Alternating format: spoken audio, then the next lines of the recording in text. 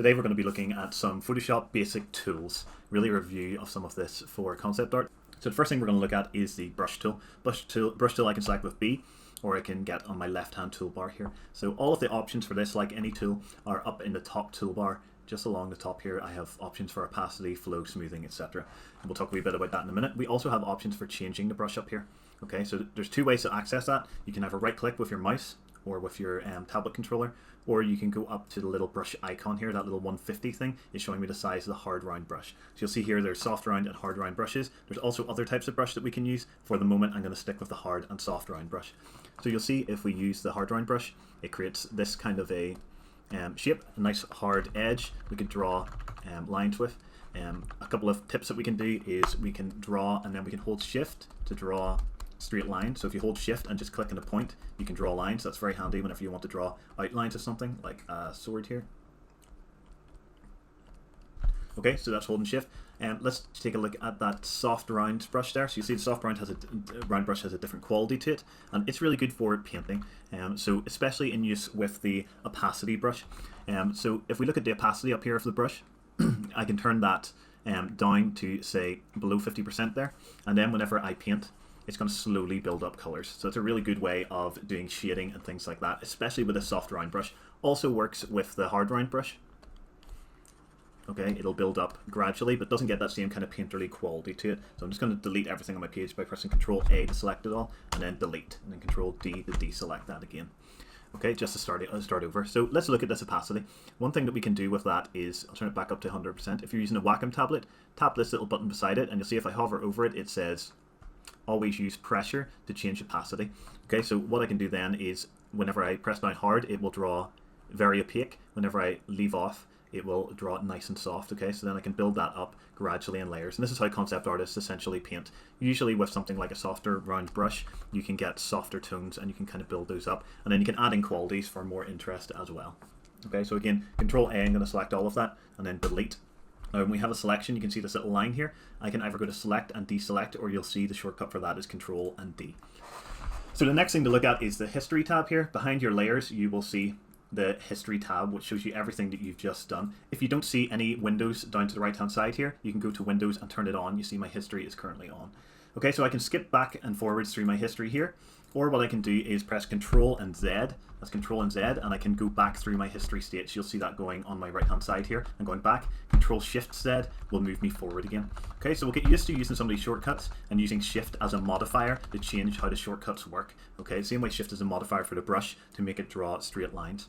The last thing that I want to point out on that brush, just selecting a hard round brush again here, is that if you hold Shift in rather than just pressing it and drawing straight lines like this, if you hold it in, you can draw straight lines across or down. Okay, so tap Shift and down, tap Shift. Don't want to turn sticky keys on, and down, tap Shift and across. Okay, so you can start to build up things that look like buildings and stuff like that. You can start to build up things in perspective. You could draw whatever you want with those tools. Sticky keys will be a bit annoying. So Control A to select all, delete, and Control D to deselect that. So we've done undos, redos. Next thing is copy and paste. If I draw something like this little guy here, okay, I'm going to use the eraser tool to erase his eyes out. So eraser tool E, it works exactly the same way a brush tool does. It has brushes and things like that. Okay, so you can soft erase or you can hard erase. So I'm going to erase out his eyes here and a little mouth. So obviously I'll be able to see the background behind that if I erase out from that. But what I'm going to do is copy and paste. So with this layer selected, if I hit Control C, it will copy. If I hit Control V, it will paste. Okay, so that's how you copy and paste things. You can also Control X to cut things out if I have them selected. So Control A to select, Control X to cut, Control V to paste again. Okay, so Control X cut, Control C copy, Control V is paste. The same way it would be with any Word document, which keeps it nice and simple. Okay, so I'll just delete one of these guys here. And I'm just using the layers panel there to delete. You can also add layers here on the right hand side. Returning to our layers panel here, you see I can right click on my layer that I've created and I can duplicate that layer. I can do a whole bunch of things: duplicate, delete, group, etc. Group is just this little folder icon as well, so you can do it by right clicking too. You can also merge layers, or you can flatten all your layers together. Okay, what I'm going to do here is I'm going to duplicate this layer. You can name it what you want to call it. So I'm going to call this Face 2. and then I'm going to name my first layer face 1 just by double clicking the words there and going to face 1. Okay, really handy to have your layers named, even if you only have a couple of them, but you'll find your layers tab soon fills up, so having them named is really, really handy. So face 1, I'm just going to color. I'm using image adjustments, and I'm going to go to hue saturation or control U. Okay, and I can change the lightness up, I can colorize it, and then it will color it according to whatever color I have here. Okay, so let's color this guy here. Now you'll see that face 1 is underneath face 2 because I have duplicated face 2 above it. Now let's take a look at some blending modes that we have. So first I'm just going to control U, I'm just going to make this a wee bit lighter so we can see how these work a wee bit better. Cool. So blending modes. The way that they work is from this little menu here. If you see on the right hand side, it by default says normal. Now I can change that from normal to dissolve, and you'll see the edges kind of dissolve out, to darken, where it just darkens the layer below, to multiply, to color burn, linear burn, etc, etc. Okay, lots of different modes here, and you'll see that it changes the way the layer interacts with the other layers below it. So importantly, this will only affect the layers below. Okay, so you see there I can have overlay, it looks like almost like a weird shadow kind of cast on it, all sorts of different modes. So you can play about with those different modes and the things that they do. But these things are really important whenever you want to combine objects using these blend modes. Commonly, ones that are used are multiply, which multiplies the color of the top color by the bottom one. So you'll see if I had, for instance, a face here that was blue, I'm just going to colorize that in my Control U menu, make it a wee bit lighter. Okay, if I have a face that's blue and then I go to multiply, it will multiply the two colors and I get this kind of like dark purpley tone in the in-between of those. Alright, if I change this to lighten, it lightens it up. Overlay, it overlays that color on top of it, but not quite so dark. So two commonly used ones are overlay and multiply would be two of the most common, but you can use any of them for all sorts of different effects and you can see the difference that makes. So that's blending modes.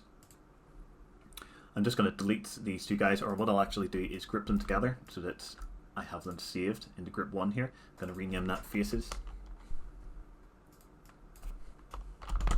And then I can just hide that when I don't want it. Okay, so I'll create a new layer and I'll call this character. And I'm going to draw a little character. What I'm using is the square bracket keys to increase my brush size. So I select my brush tool B, and then I use square brackets close to make it bigger, square brackets open to make it shorter. So that's the wee bracket keys beside your enter key. This is what most artists will use to make their brush bigger or smaller. So what I want is a little character here.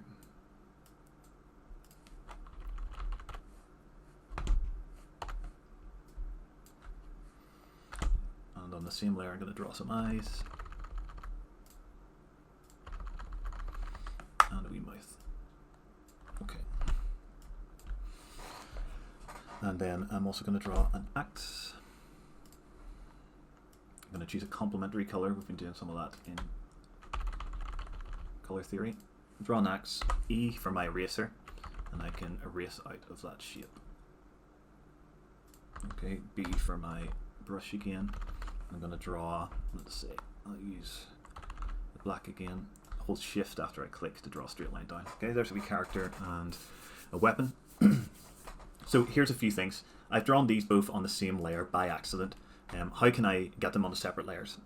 One thing that I can do is use the M tool, that is the marquee tool up here on the left, and that will allow me to select an object, and then I could cut that out and I could paste it. Another good selection tool would be the lasso tool, and you see the lasso tool there, it works in the same sort of way. I can make selections with it, but I can draw a shape around it. So it's really handy for making selections and for making art as well. So say you wanted like some hair going on with this guy here, I can make a selection there, I can delete, and you see I have that shape left. So it's really handy for as a drawing tool, the lasso tool, as well as a selection tool. Finally, we have the polygonal lasso tool, which is where we can create polygonal shapes. So here I could say cut bits out of my axe, delete there, which is pretty handy. I can make multiple selections by holding shift, that modifier, and then I can make several selections at once. Delete, and you see I can delete those shapes out. So anyway, I've got my two shapes. I can move them with a V tool. That's up in the top left here, or using V. I can move those about, but I want to move them independently. So I'm just going to draw the marquee around them with Control X to cut, Control V to paste. And I'm going to call that layer axe, so I know what's happening. So now I can move my axe independent from my little character here, which is a really handy way of moving things about and doing anything with it if you were to bring this into Unity or an animating tool.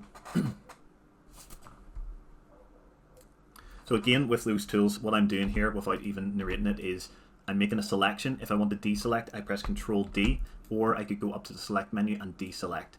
if you're trying to paint, say you've got a tiny selection over here that I can barely see, and then I try to paint with a brush, okay, it's not going to paint anything because this is the only thing that's selected. It'll only paint inside that. So if you have any issues with that, or if it says cannot do something because there are no pixels selected, just press Ctrl D or go to select and deselect and make sure that you don't have a miniature selection that's stopping you from painting with your brush. Now we'll take a look at the transform tool. So the transform tool is Ctrl and T, or you can go to edit and transform, and then you see there's different ones: scale, rotate, skew, distort, perspective. I'm going to free transform it just by pressing Ctrl and T, and I can do a few of those things. So Ctrl T, and I can transform this. You see I can rotate it there, I can squash it up, and I can resize. It's actually now locked by default to the resolution that it's drawn at. So what I can do is hold shift, and shift will allow me to make something fatter or thinner. So it will break the resolution that you drew it in. So by default, it will automatically resize it so that it's kept in its original format. If I get my character here, I'm going to move him into space using the V tool. Control and T will get my transform menu up. You'll see another thing I can do is if I hold Alt, instead of it moving out from the indicator that I'm pulling, it will move it out from the center.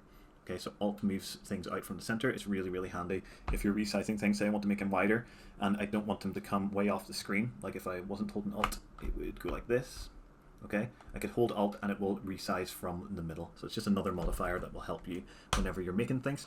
And finally, we're going to take a look at layer style. So layer style is if you double click your layer in space here. So I'm just down in my layer tab, I just double clicked on the layer in space. You'll see I get the layer styles menu up. Now you can do lots of different things in here to make your art look different. There's basically modifiers to your art. So there you see I can add inner bevels to the art so that it looks like it's three-dimensional. I can add a stroke to the edge of the art, and I can change all the options for that if I click on it there. I can add an inner stroke to the inside or add shadow effects and things like that. All the settings are in here. You'll see again there's modes like multiply and darken and other things that we took a look at earlier. I can add an inner glow to it. I can add satin effect, color overlay, so I completely change the color of it up here. I can change that color overlay to be, say, multiplying mode or something else, so I see what's underneath it. All sorts of different options that you can use. There's gradients there. You can add patterns. Outer glow is a really good one. So this guy kind of looks like a little flame character. Maybe I could select this as like a yellowish tone, as though it's like a little glowing flame, and then increase the size, and here's the opacity here. I can turn that up, and you see I can change how brightly it looks like it's glowing there, and you can edit the color and things like that. Okay, so that's a really good way of changing your image and editing it so that it brings a bit more visual interest to it. And you see there's also a drop shadow here that you can use. I'm just going to use it on normal, and you'll see it brings a drop shadow down. You can edit the distance and the size and all sorts of different things, the angle that the shadow's coming from. So a lot of handy little tools to make your artwork make more sense, to make it fit into its environment, and to make it pop out at the person who's viewing it. So that's some basic tools covered in Photoshop.